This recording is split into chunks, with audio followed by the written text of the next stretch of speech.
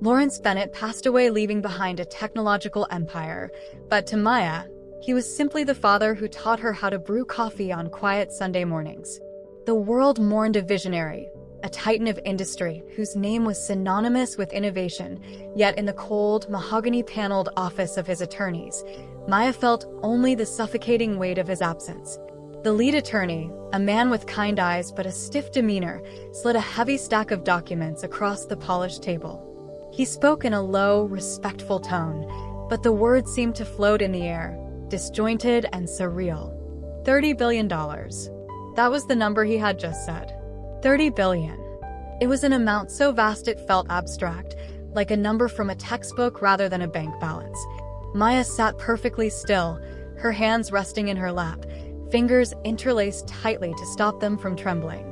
She was 29 years old, a woman who still clipped coupons for groceries and worried about student loans, living precisely as her father had raised her, to value hard work over handouts. "Your father wanted you to be ready, Maya," the attorney said gently, pushing a pen toward her. "The public announcement will be made in exactly 1 week. Until then, for your safety and privacy, this must remain absolute confidence." She nodded slowly, taking the pen. As she signed her name, page after page, she didn't feel like a billionaire. She felt like an orphan drifting in a sea of legal jargon. Returning to her small apartment that evening, the silence was deafening. It was a stark contrast to the sterile luxury of the law firm. Here, her father's old reading glasses still sat on the side table, and his favorite jacket hung by the door, smelling faintly of old paper and rain. She sank onto her sofa, the enormity of the secret she was carrying pressing down on her chest. She needed a distraction, anything to drown out the quiet. As if on cue, her phone buzzed on the cushion beside her. It was a text from Brittany, an old college acquaintance she hadn't seen in years. "Hey, having a little get-together at the lake house this weekend. You should come. Bring a guest if you want." Normally, Maya would have declined. Brittany had never been a close friend. Their relationship was built on polite nods in hallways and superficial social media interactions. But tonight, the walls of her apartment felt like they were closing in. She needed noise. She needed people who didn't look at her with pitying eyes or ask about funeral arrangements. Maybe a casual evening at a lake house was exactly what she needed to feel normal again, even if just for a few hours. She typed back a quick acceptance before she could change her mind. Saturday arrived with a gray, overcast sky that matched her internal mood. Maya stood before her closet, staring at the rows of clothes. Her father had always insisted on buying her quality pieces for special occasions, gifts she cherished but rarely wore, fearing they were too ostentatious for her modest lifestyle. Today, however, she felt she needed armor.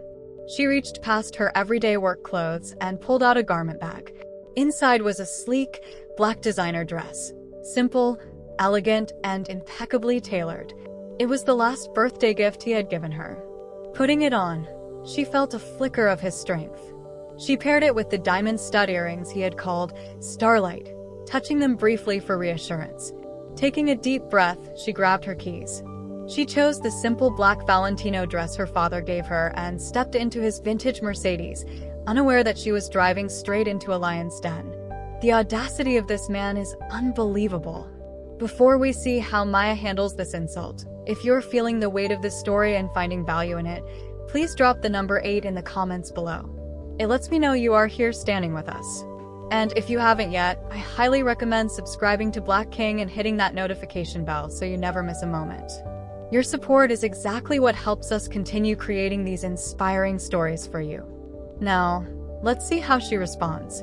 The lake house party Brittany described was actually a lavish gala with white-gloved servers and champagne towers. Maya gripped the steering wheel of her father's vintage Mercedes, her heart sinking as she surveyed the sprawling estate before her. It wasn't a cozy cabin by the water. It was a fortress of wealth, illuminated by golden floodlights that made the Connecticut autumn leaves look like suspended fire. A long line of luxury vehicles, Ferraris, Bentleys, new Porsches, snaked up the driveway, and as she joined the queue, she felt the first prickle of unease.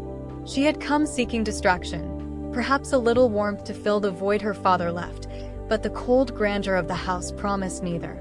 When she finally rolled up to the entrance, A valet in a crisp red vest stepped forward. He opened her door, but his professional smile didn't reach his eyes. As Maya stepped out, smoothing the fabric of her black Valentino dress, she caught the way his gaze lingered on the hood of the classic car and then flicked back to her face. It was a look she knew well, a silent calculation, a math equation where her skin color plus the expensive German engineering didn't add up in his mind. He took the keys with a hesitation that bordered on disrespect, as if checking to see if she really knew how to operate the vehicle. Maya kept her chin high, ignoring the slight, refusing to let him see her discomfort. She ascended the stone steps, the sound of her heels sharp against the silence of her own apprehension. The heavy oak doors swung open, revealing a world of crystal chandeliers and a live orchestra playing soft, lilting jazz. The air smelled of expensive perfume and old money. She stepped inside, and almost immediately, the atmosphere shifted. It wasn't a sudden stop, but a ripple effect. Conversations near the door paused. Heads turned. Eyes narrowed. Looking around the cavernous ballroom, the realization hit her with the force of a physical blow. She was the only black guest in a sea of white faces. The isolation was instant and suffocating. Scanning the room for a lifeline, she spotted Brittany near a towering ice sculpture, holding court with a group of women in shimmering gowns. Maya approached, forcing a smile she didn't feel, hoping for a friendly welcome. Brittany, the woman turned, her laughter dying instantly upon seeing Maya. Her expression wasn't warm. It was one of stunned inconvenience. "Oh," Brittany said, her voice carrying over the music, sharp and surprised. "You actually came." It wasn't a greeting. It was an accusation. Before Maya could respond, Brittany gestured vaguely to the group. "Everyone, this is someone I went to college with." She didn't even say Maya's name. The women offered thin, tight smiles before turning their backs, effectively walling Maya out of the circle like she was invisible. Left standing alone, Maya felt the sting of humiliation burn her cheeks. She moved toward the periphery of the room, seeking refuge near a pillar, but there was nowhere to hide. She could feel the whispers tracking her movement, a current of judgment flowing beneath the polite veneer of the party. She was an anomaly here, a glitch in their perfect picture. Every glance felt like a question she wasn't allowed to answer. As she tried to navigate through the crushing crowd to find a glass of water, just to have something to do with her trembling hands, a heavy shoulder slammed into hers, nearly knocking her off balance. She turned, expecting an apology, but the man didn't even look at her face. He swirled his scotch, eyes glazed and dismissive. A drunk man bumped into her and muttered, "Staff entrance is that way," followed by giggles from a nearby group of women. The air in the ballroom was thick with the scent of expensive perfume and unconcealed disdain. Maya moved through the crowd like a ghost, feeling the weight of 100 judgment-filled eyes pressing against her skin. She found a momentary sanctuary near the bar, her fingers instinctively reaching up to touch the cool, sharp facets of her diamond earrings. They were the only tangible connection she had to her father in this hostile room, a silent reminder of the man who had loved her unconditionally. "You deserve beautiful things," he had told her. Standing here, surrounded by people who wore wealth like a weapon, she struggled to believe him. She took a sip of water, her hand trembling slightly, and scanned the exit signs, calculating how much longer she had to stay to be polite before she could escape this nightmare. But escape wasn't going to be that easy. As she turned to set her glass down, a shadow fell over her. A tall man in a bespoke navy suit stood directly in her path, blocking her way. He was in his mid-40s, with silver-streaked hair and eyes that were cold and sharp as flint. This was Jeffrey Lancaster. Though Maya didn't know his name yet, she only knew the look of arrogant authority etched into his features. "Excuse me," he said, his voice smooth but devoid of warmth. "I'm sorry, but are you in the right place?" It wasn't a question of geography. It was a question of belonging. Maya stiffened, her spine straightening. "I was invited," she replied quietly, keeping her voice steady despite the rapid beating of her heart. Jeffrey tilted his head, a smirk playing on his lips. "By whom?" When Maya named Brittany, he didn't look convinced. He actually raised a hand and snapped his fingers, summoning Brittany over from her circle as if she were a servant. Brittany arrived, looking annoyed at the interruption until she saw Jeffrey. "Brittany, do you know this woman?" he asked, gesturing to Maya as if she were a piece of misplaced furniture. Brittany sighed, rolling her eyes slightly. "We went to college together, Jeff. I sent a mass invite. I didn't think she'd actually come." The dismissal was brutal. She spoke about Maya right in front of her, confirming her presence while stripping away her dignity. "I see," Jeffrey said, turning his attention back to Maya with renewed interest, like a cat toying with a trapped mouse. "And what do you do?" Maya took a breath. "I'm a lawyer." A ripple of amusement went through the small crowd that had begun to gather, drawn by the scent of conflict. A woman in a red silk dress, Veronica, stepped up beside Jeffrey, eyeing Maya up and down. "A lawyer." Jeffrey chuckled darkly. "And that pays for?" He gestured vaguely at her attire. "All this? That's a Valentino, isn't it? $15,000 easy. And those diamonds?" The implication hung heavy in the air.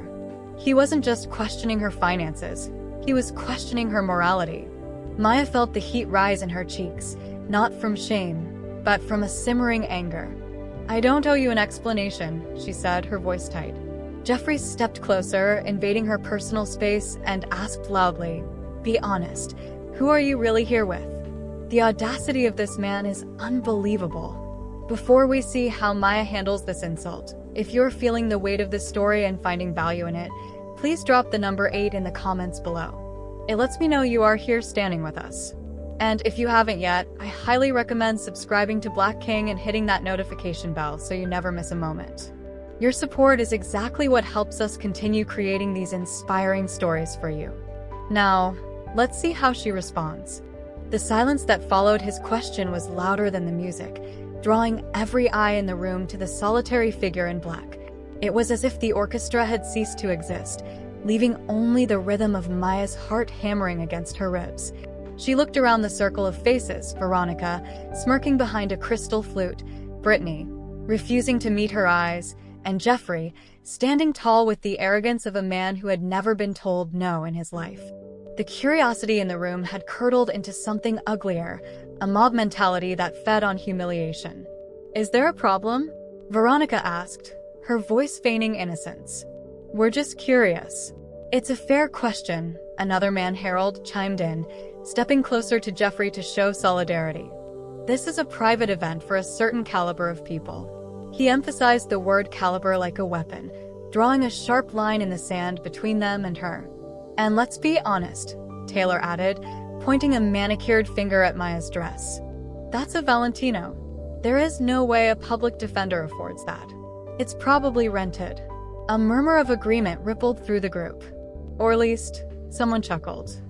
"Or stole it," a voice from the back whispered, sparking a wave of cruel laughter that washed over Maya like ice water. Jeffrey raised a hand, silencing them so he could deliver the final blow. He leaned in close, invading her personal space, his cologne cloying and overpowering. "Let me be direct," he said, his eyes cold and devoid of empathy. "I know exactly what I'm looking at. Poor trash in a costume." The insult hung in the air, naked and brutal. "Poor trash." The words burned. Rage, hot and blinding, flared in Maya's chest. Her hand twitched toward her clutch. Inside was her phone. In 10 seconds, she could open the encrypted email from the law firm.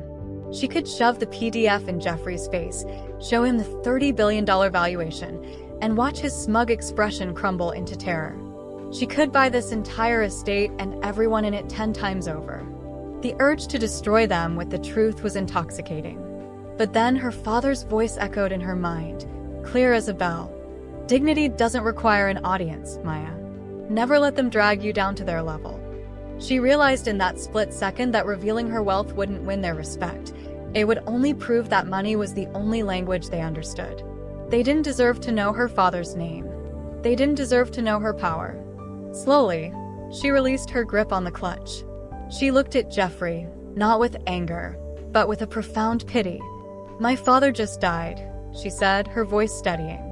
"He taught me that character is worth more than any bank account. He taught me to treat people with respect, regardless of who they are. That is true wealth. And it is something none of you possess."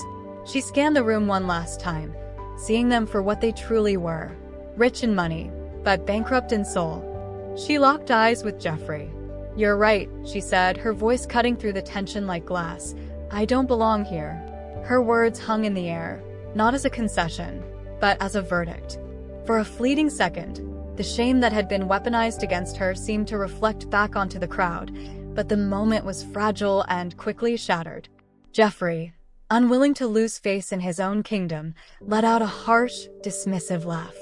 "Good riddance," he called after her, his voice dripping with triumphant mockery. "Don't come back until you can afford the cover charge." A ripple of obedient laughter followed her as she turned on her heel, but Maya didn't look back. She walked through the cavernous hall with her head held high, the sound of her heels on the marble floor the only rhythm she allowed herself to feel. She passed the ice sculptures, the champagne towers, and the gawking faces, moving not like an outcast, but like a queen leaving a court that was beneath her. Outside, the cool night air hit her flushed face like a balm. The valet brought her Mercedes around, his expression still guarded, but Maya no longer cared about his judgment. She slid into the leather seat, the familiar scent of her father's car wrapping around her like a protective embrace. She drove out of the estate gates with deliberate slowness, refusing to speed away as if she were fleeing a crime scene. But the moment the iron gates vanished in her rearview mirror and the dark country road stretched out before her, the adrenaline crashed. Her hands gripped the steering wheel so tightly her knuckles turned bone white. She pulled over onto the gravel shoulder miles down the road, cut the engine, and finally let the tears come. She cried for the cruelty of strangers, for the injustice of being unseen. But mostly, she cried because she couldn't call her father to tell him about it. The next week passed in a blur of solitude. Maya retreated into the sanctuary of her apartment, unplugging from the noise of the outside world. She spent the days organizing her father's books and the nights staring at the city skyline, knowing that everything was about to change. She didn't contact anyone. She didn't check social media. She simply existed in the quiet eye of the hurricane, grounding herself in the person she was before the money and the person she would remain after it. It was a time of mourning, not just for her father, but for the anonymity she was about to lose forever. She prepared her heart, steeling herself against both the impending fame and the inevitable hypocrisy that would follow it. On the 7th day, the phone rang. It was the lead attorney, his voice brisk and professional. "Everything is in place, Maya. The press release goes out at 8 a.m. tomorrow. The transfer is complete. Are you ready?" Maya looked around her modest living room, at the worn rug and the coffee cup on the table. She wasn't sure anyone could ever be truly ready for their life to be turned inside out, but she was done hiding.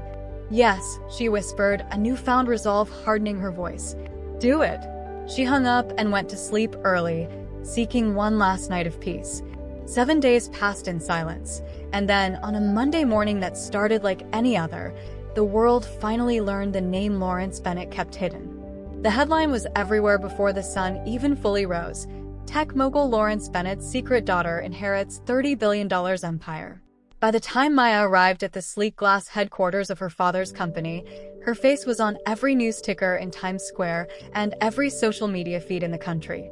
The world had woken up to a mystery solved, but for Maya, the real revelation was unfolding on the screen of her smartphone. For the past week, it had been a dormant device, silent save for the occasional call from her lawyer. Now, it was vibrating so constantly it threatened to dance off her mahogany desk. It wasn't just the press. It was the ghosts of last Saturday night, resurrected by the scent of money. She watched the notifications roll in with a detached curiosity, like a scientist observing bacteria under a microscope. There was a text from Brittany, the same woman who had introduced her as a nameless someone to her friends. "OMG, Maya. I had no idea about your dad. I'm literally crying right now. I'm so sorry. We need to catch up ASAP. Miss you. Red heart." Maya didn't smile. She just swiped. Next was an email marked urgent from a venture capital firm. The sender was Jeffrey Lancaster. The subject line read, "Formal apology and investment synergy." The body of the email was a masterclass in backtracking, claiming their interaction was a regrettable misunderstanding and that he would be honored to advise her on portfolio management. Then came the voicemail from Veronica, her voice dripping with a sickly sweetness, suggesting they get coffee to discuss a charity gala she was hosting. Suddenly, Maya existed to them. Suddenly, her skin color was no longer a barrier, but a detail they were willing to overlook in exchange for proximity to power. It was a nauseating display of hypocrisy, confirming everything her father had warned her about. She didn't type a scathing reply to Brittany. She didn't draft a legal threat to Jeffrey. She didn't return Veronica's call. Instead, she performed the most powerful action available to her. She pressed block. One by one, she erased them from her digital existence. They didn't deserve her anger, and they certainly didn't deserve her words. Silence was the only language they would never be able to spin. With a final tap, the phone went quiet. Maya took a deep breath, feeling lighter than she had in months. She turned her attention to the documents waiting for her signature, the establishment of the Lawrence Bennett Scholarship Fund for underprivileged students of color. This was the legacy she cared about. She looked out the floor-to-ceiling windows at the city below, thinking of the girl in the black dress who had stood alone in a room full of wolves. She was the same person then as she was now. The bank account had changed, but her integrity had remained constant. The money didn't make her worthy of respect. She always was. They just lacked the vision to see it.